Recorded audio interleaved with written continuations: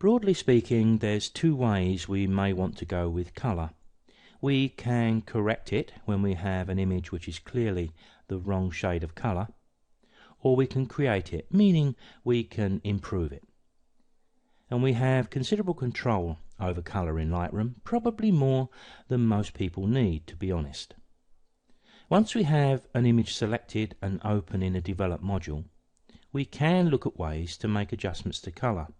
But these days it's actually pretty rare, I think, for us to find an image where the colour balance is way out. Our cameras and our in-camera white balance seem pretty good to me, and I've searched my images looking for a distinct colour problem, and I'm struggling just a bit to find anything that's really significant. We are pretty familiar, I think, with setting the colour in our camera. The controls we normally see listed with cloudy, dull, sun, fluorescent, etc. But when we shoot raw images, of course, that becomes irrelevant, as we can change all of that after the image is shot in the Develop module. Here's one of the images I did find, and I've opened this one up into the Develop module, and I've removed the top panel, bottom panel, and the one on the left give us a big picture to look at, and we can concentrate on the sliders on the right hand side. Incidentally, one of the things I've not said too much about up to now is we can go to the edge of these panels, and we do get the opportunity to make them slightly larger. So with an image like this that has space around it, I could drag the panel out just a little more, and it gives us a longer travel, and it may just make it a little bit more controllable. Again, another one of those personal choices. Now once we open the basic tab, the first two colour options we see are the temperature and the tint. Now the temperature reflects the settings we applied in the camera, and if we look here we can see as shot, and if I drop that down we can see some familiar settings that we may set on our camera.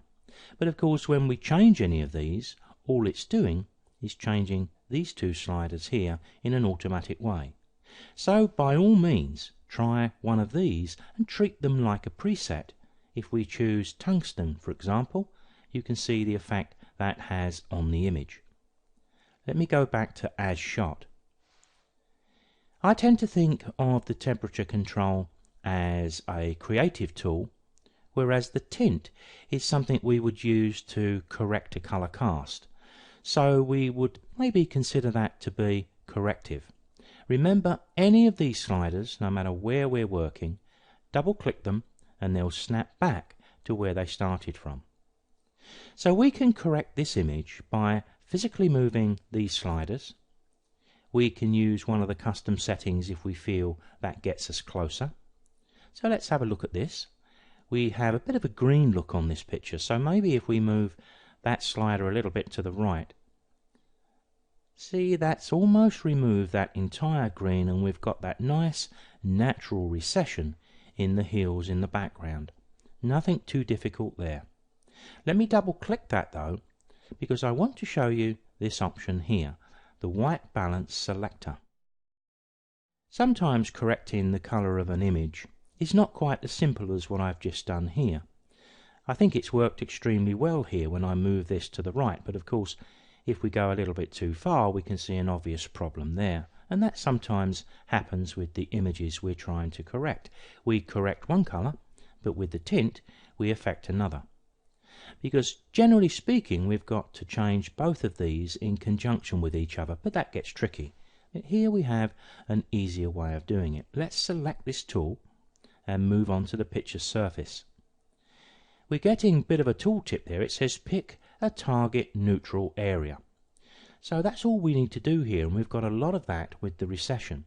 So wherever I decide to click, there's the colour balance corrected for us. If that goes wrong just a little bit and we want to do it again, then we have to go back and pick up the colour balance tool again. And of course if we do click into the wrong area, then we will get some odd colour effects show up. But remember, while we're doing nothing else here, we can double click these and reset this back to where we started. So picking up the white balance, look for a neutral colour, a neutral grey somewhere, and just click on it. And I think that does a pretty good job. It's going to work most of the time. You can use it as it gives us the setting here, or you can use it as a jumping off point to make further changes. Here I have another image taken at the same time as the previous one. So let's make sure it's not a pure fluke. Click, and there we have a nice natural look. But of course we may want to enhance the colour a little bit. So we would move down naturally, I think, to Vibrance and Saturation. What's the difference between these two? Well, saturation, perhaps we can think of saturation just like a straight volume control.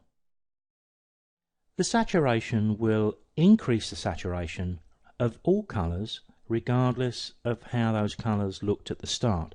So if we already have a vibrant colour within our image, then when we increase the saturation, it increases all of the colours with the same intensity, and that can take one or two of the colours a little bit over the top, and we can start to lose quality. Vibrance increases the intensity of the more muted colours, and it leaves the already well saturated colours alone or changes them less. In essence, for the vast majority of our photography, I found that Vibrance meets all of my needs, and I'm sure I'm not unique in that.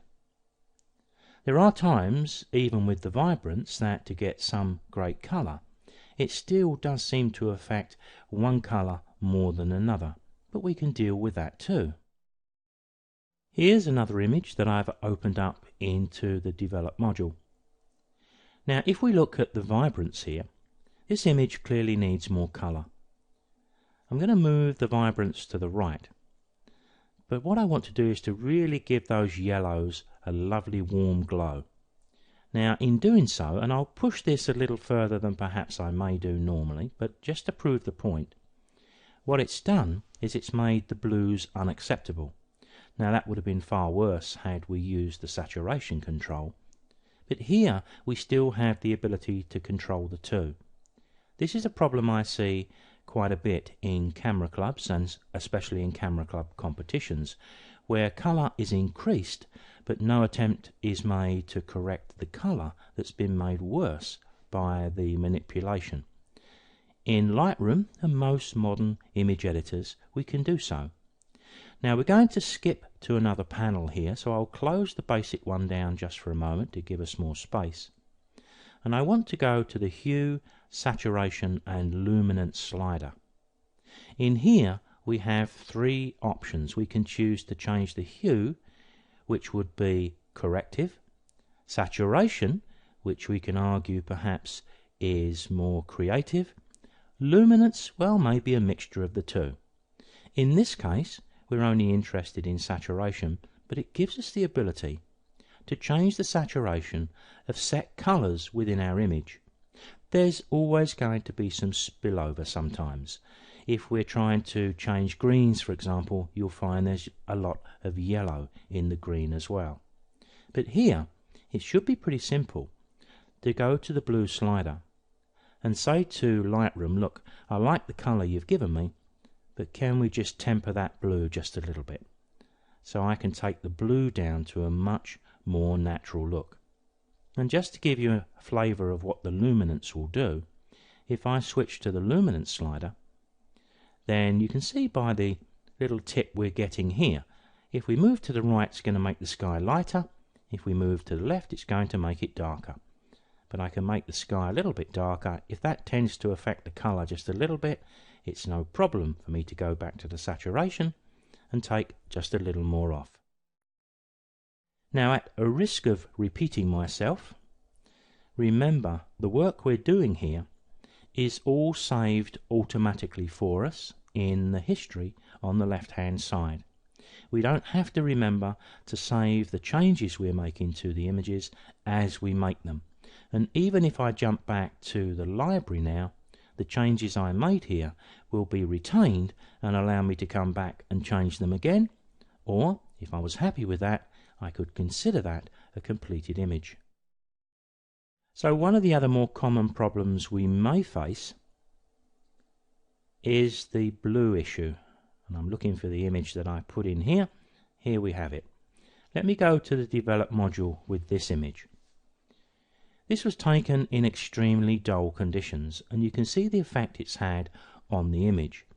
Now, going back to our basic tab, what we can do here is just look at the temperature slider, because what we've got here is a problem with blue, and if we look at the slider itself, we know if we move left we're going to make more blue, but if we move right, it sometimes is enough to just take that blue away, or certainly enough of that blue away for us to continue the manipulation. Because if there were other areas of this image we wanted to improve the colour, then if we're going to start off with a colour cast, we've got a problem straight away. But this is another one of those situations where the white balance selector is probably going to do a good job. We've got lots of neutral tones there, so let's give it a test, and we'll click down here in a neutral area, and there we can see the colour has been corrected quite well, I think. And it still gives me the opportunity, of course, to go and increase the vibrance a little bit, and now it's looking a lot more natural.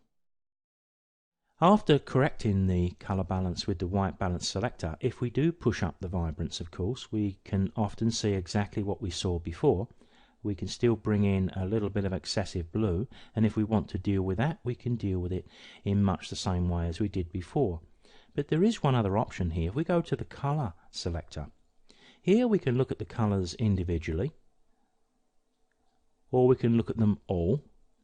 But I think there's rather a lot there, so we'll just go to the blue slider here, and we'll do what we did before, where we just reduce the saturation of the blues a little bit, and you can see the difference I've made. If you look at the water cascading down as I double click the slider, there you can see we've made quite a considerable difference, and that is well worth having. But if I take you to the Hue Saturation and Luminance sliders, you can see that this slider is no different to the one we have just changed here, and in fact change one and this changes, change this and the colour one changes. It's just a different way of working. Here's another situation with that problem with the blue colour, and I keep going back to blue here because it's the easiest to demonstrate, but of course we can notice it with other colours from time to time. Here once again, we want to make something really nice of the greens here, because the day was glowing from what I remember. But as soon as I push the vibrance up, if I look at the greens but ignore the effect on the blue, then clearly the colour in this image is now wrong. But let's just quickly go to finish this section to our saturation slider and our blue one, and there you can see just how effective it is to just drop that blue down. And we're done.